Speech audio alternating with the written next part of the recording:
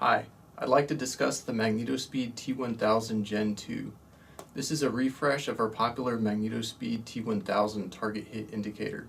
So this guy mounts directly to the target on the back side. This disposable flexible urethane rubber reflector peeks over the target, and when the target is struck, this device shines LED light, which is reflected and shines back at the user.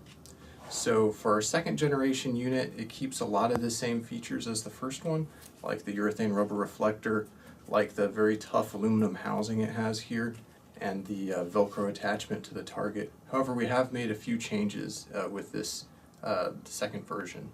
So the first change is that the mounting plate now has integrated hooks into it, and these hooks have around twice the holding power of our previous version. Secondly, our previous version had around a 1-year standby time. We wanted something that had a long standby time because we wanted this thing to live on the target and not have to be taken down between shooting sessions, much like the steel targets themselves. But this version, we've doubled that standby time, so now we're at about 2 years with the lithium batteries that we ship this device with. The third major change is that this has a more sophisticated input capture scheme involving both the vibrations with an accelerometer and the sound through a microphone. And so the idea is to more reliably filter out false hits, things like when you're handling it doesn't go off all the time, like if you hit the chain or the supporting structure for the target. The idea is that those are increasingly rejected with this new device. But the biggest change is that the new version is now app configurable.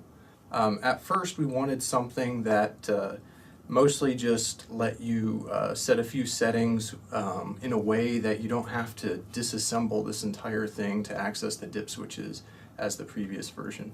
We have customers that have as many as 80 of these things. It becomes a real chore if you want to make any changes to it. However, once we started developing the product, that interface became more and more involved, and it ended up having a rather large number of features to it, including a few game modes and some different ways of scoring. And I'd like to describe the app and just give a brief overview now. So this is the home screen for our app. You see T1000.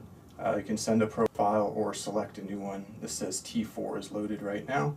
So I'm going to select a profile. I could choose one from this pre-populated list or custom ones that I've already made. Or I could create a new custom profile, which I'm going to do now. So the first option is to set the sensitivity level. Normal sensitivity works for just about everything, any like long-range steel target case that's not, some extreme 22 kind of case. You should probably start with normal. Even if you're shooting small rounds like 224 out to 1400 yards, normal would probably be a good starting point for most typical steel targets. So operating modes, you can set normal operating mode, which is where you simply hit the target and it blinks to let you know that you hit it, like our T1000 Gen 1. Or you could choose one of these other options like the re-engage game, which is kind of like whack-a-mole.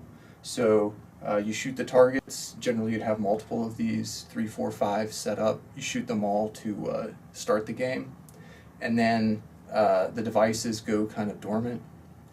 And then at some random interval they start blinking, and you're supposed to shoot them, but just when they started blinking again.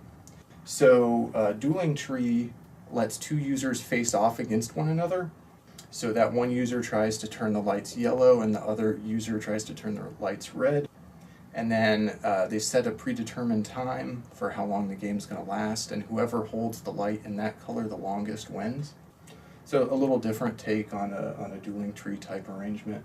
And multi-hit scoring lets you set some custom scoring options, like for example 3 hits in 5 seconds sets it off, or you have to shoot it 3 times or 4 times, but you can go no longer than 2 seconds between each hit to get it to go off. So we're just going to go with normal mode for now. But now you can see that we can really dial in our indication pattern. So for example, I'm going to make this device blink very rapidly for half a second and then hold constant for 1 second. And I'll just set those settings and just watch this preview, see if that's something I like, and then go with that. And we'll skip this for now, and I'm going to go ahead and set this as T5. Now I'll demonstrate how to send a profile. So like I said, we wanted an interface that worked very quickly. This only takes around 10 seconds once you know what you're doing. So basically you hit the button, then it plays a constant tone. This tone, when heard by this device just upon waking up, will unlock it and it'll know that data is coming. And then the data comes over from the phone, and this guy reconfigures itself based on what it heard. So here we go.